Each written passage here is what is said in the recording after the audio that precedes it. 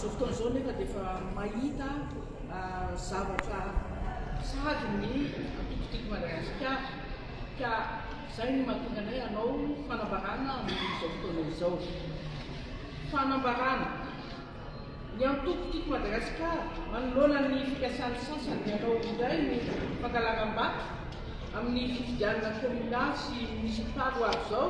dia manao izao fanambarana izao. Araky ny andininy fahatelo amin'ny didim-panjakana 2019-1540 tamin'ny 14 août 2019 izay miantso n'ilay fidy dia nisy mpifidianana nofaranana tamin'ny 15 Mey 2010 nampiasaina tamin'ny fifidianana solombavam-bahoaka farany teo ihany no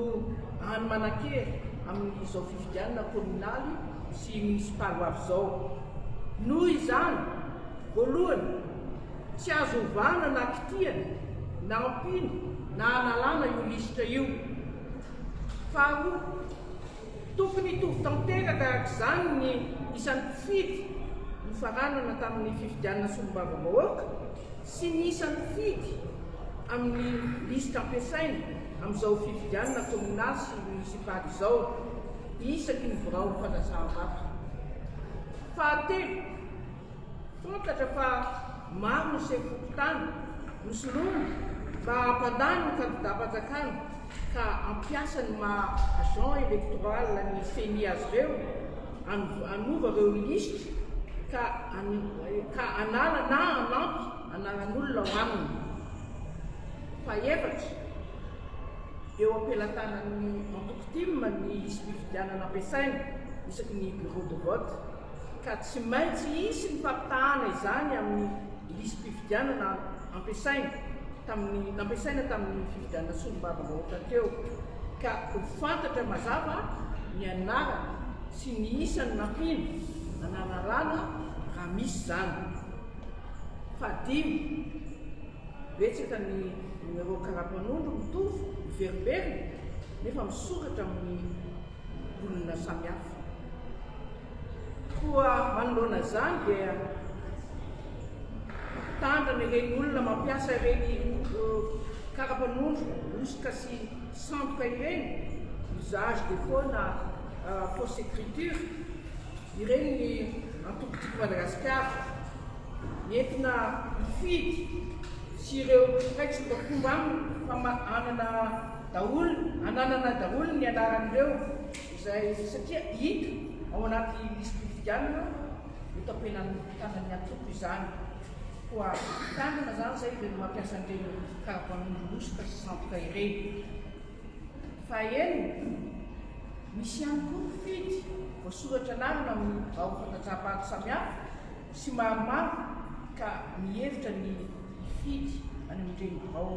samihafa ireny.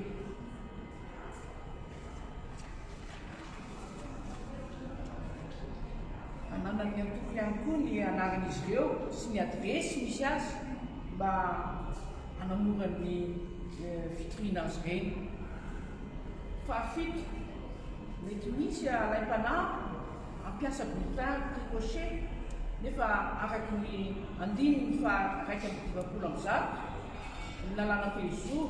20 sy 2 tsipika aotraotra valo tamin'ny fa 1 Mey 20 izay mametraka ny fitsipika ankapobeny ny fifidianana sy ny fitsapan-kely-bahoaka dia tsy maintsy ahitana sinian'ny mpitsambana anankiroa ao amin'ny birao fandatsahan-bato ao andamosiny bulletin unique ka ny fampiasana bulletin tsy ahitana ireo sinireo dia osika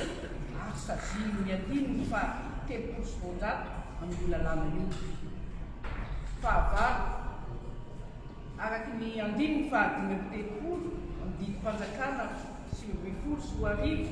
sipika 1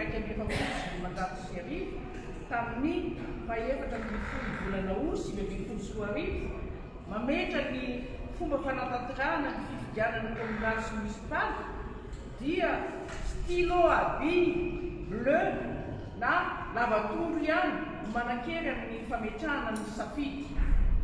Tsy manan-kery araka izany ny bulletin unique ahitana soratra na markera na amin'ny stylo fait koa eto zany zahay dia manao antsoavo amin'ny seni miankavina ny seni sy ireo gatsa mangaiky